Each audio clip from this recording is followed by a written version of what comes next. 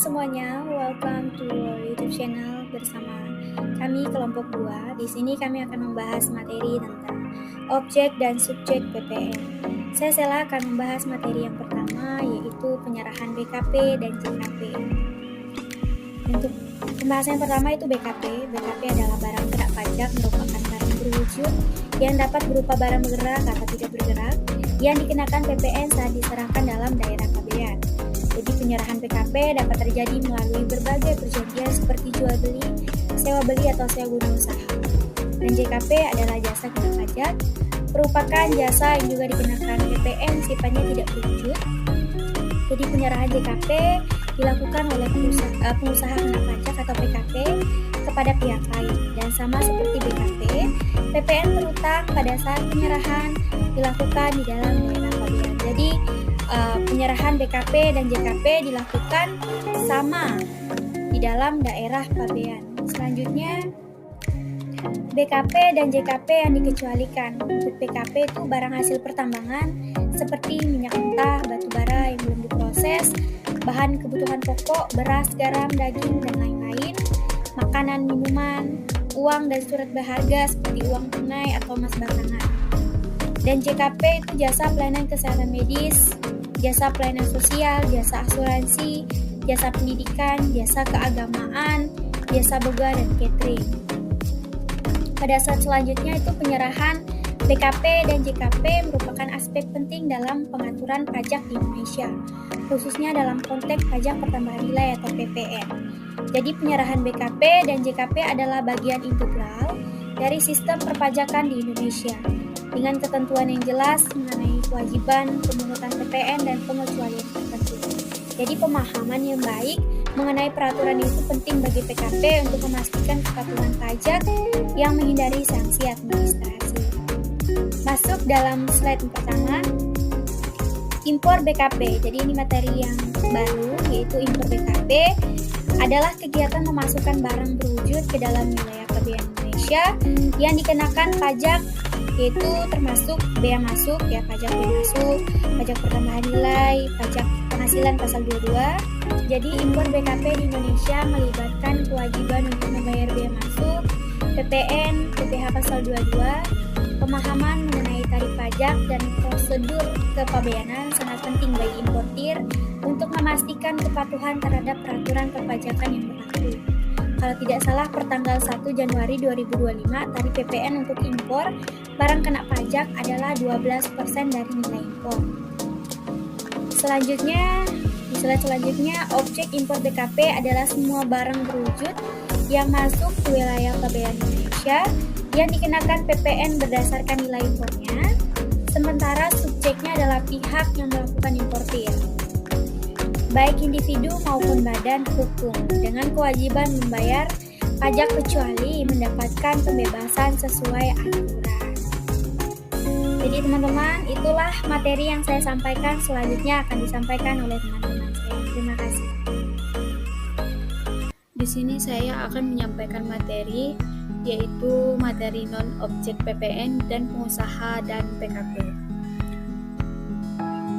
Jadi, non-objek PPN adalah barang dan jasa tertentu yang diberikan fasilitas bebas PPN meliputi barang kebutuhan pokok, jasa kesehatan, jasa pendidikan, jasa sosial, jasa asuransi, jasa keuangan, jasa angkutan umum, jasa tenaga kerja, vaksin, buku pelajaran dan kitab suci, air bersih, listrik, rusun sederhana, rusunami, rumah sakit, rumah sederhana sehat, jasa konstruksi untuk rumah ibadah dan bencana nasional, mesin, hasil kelautan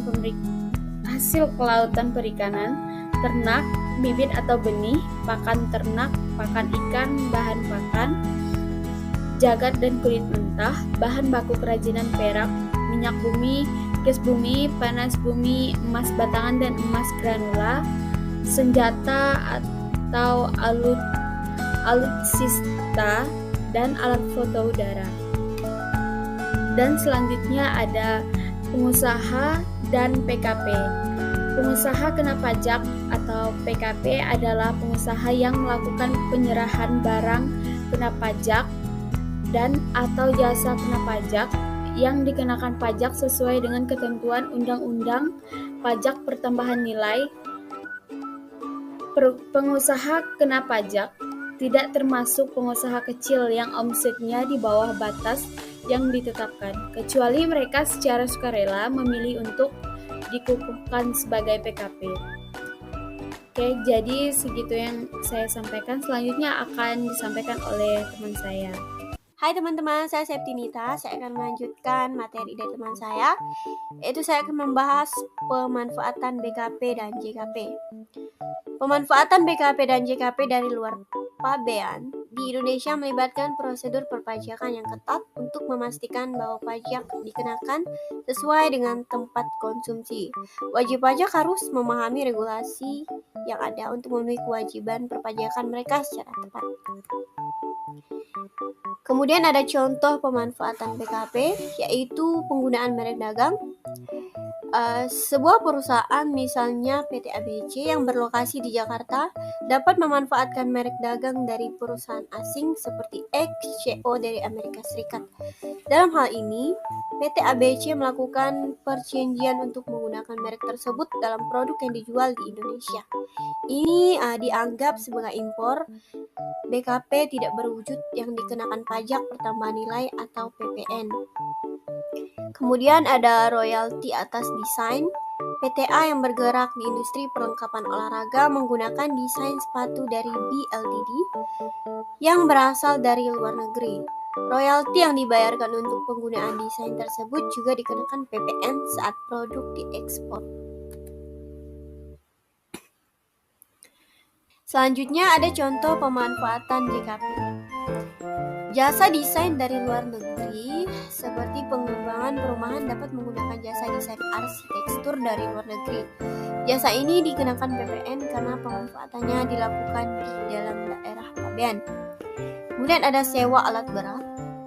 Jasa kena pajak juga mencakup penyewaan alat berat dari luar negeri. Misalnya jika sebuah perusahaan menyewa alat berat untuk proyek konstruksi, maka jasa penyewaan tersebut dikenakan PPN dan harus diawasi oleh bea cukai. Selanjutnya ada jasa konstruksi. Perusahaan konstruksi yang menyewa jasa atau alat dari luar negeri untuk proyek tertentu juga termasuk dalam kategori pemanfaatan JKP dan dikenakan pajak sesuai dengan ketentuan yang berlaku. Kemudian kita lanjut pada subbab berikutnya yang membahas tentang ekspor BKP. Ekspor barang kena pajak atau BKP pada umumnya dibebaskan dari pungutan bea, dan pemerintah bahkan memberikan insentif berupa pengembalian pajak atau restitusi pajak terhadap barang yang diekspor. Meskipun demikian, ada beberapa komoditas atau barang yang tetap dikenakan pajak ekspor dengan alasan untuk menjaga persediaan bahan baku dalam negeri, melindungi kelestarian alam, menjaga stabilitas barang di dalam negeri, dan meningkatkan daya saing ekspor produk tertentu. Oke, di sini dapat kita lihat pada umumnya ekspor biasanya tidak dikenakan tarif, tapi ada beberapa komoditas atau barang yang dikenakan tarif yang akan kita bahas di slide berikutnya. Oke, pemerintah juga berupaya agar produk barang yang diekspor memiliki nilai tambah melalui pengolahan. Nah, ini barang yang tetap dikenakan pajak walaupun ini ekspor ya. Berikut daftar barang atau komoditas yang dikenai pajak ekspor menurut Direktorat Jenderal Pengembangan Ekspor Nasional atau DJPN. Yaitu ada rotan, yaitu tarifnya 15%, ada kayu dan pasir, tarifnya juga 15%. Kemudian kelapa sawit tarifnya cuma 3%. Oke, materi selanjutnya akan dibahas oleh teman saya. Terima kasih. Ya baik, saya akan melanjutkan materi tentang pengusaha kecil. Dalam konteks PPN, pengusaha kecil adalah pengusaha yang selama 1 tahun buku melakukan penyerahan barang kena pajak atau BKP dan atau jasa kena pajak JKP. dengan jumlah peredaran bruto dan penerimaan bruto tidak lebih dari 4,8 M. Pengusaha kecil ini tidak wajib memungut, menyetor, dan melaporkan PPN, kecuali jika mereka memilih untuk menyerahkan sebagai pengusaha kena pajak PKP. Jika omset melebihi 4,8 M per tahun, pengusaha kecil wajib melaporkan usaha dibukukan sebagai PKP paling lambat akhir bulan berikutnya. Definisi usaha kecil menurut UMKM. Usaha kecil adalah usaha ekonomi produktif yang berdiri sendiri, yang dilakukan oleh orang perorangan atau badan usaha yang bukan merupakan anak perusahaan atau cabang perusahaan yang dimiliki, dikuasai atau menjadi bagian langsung maupun tidak langsung dari usaha menengah atau usaha besar. Kriteria usaha kecil meliputi 1. Aset meliputi kekayaan bersih lebih dari 50 juta rupiah sampai dengan paling banyak 500 juta rupiah. Tidak termasuk tanah dan bangunan tempat usaha. Memiliki hasil penjualan tahun lebih dari 300 juta sampai dengan paling banyak 2,5 miliar rupiah. Selanjutnya, kewajiban PKP. Berikut ada kewajiban PKP: melaporkan usaha untuk dikukuhkan sebagai PKP. Setiap pengusaha dengan omset melebihi 4,8 miliar dalam setiap tahun melapor usaha untuk dikukuhkan sebagai PKP. Memungut PPN dan PPNB terutang.